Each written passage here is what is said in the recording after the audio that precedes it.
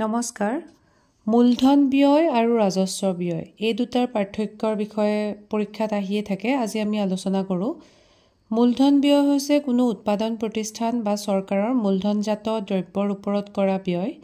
ইয়াত উৎপাদন বা ব্যৱসায়ৰ সম্প্ৰসাৰণ উন্নয়ন বা ভৱিষ্যতৰ লাভৰ আশাত ব্যয় কৰা হয়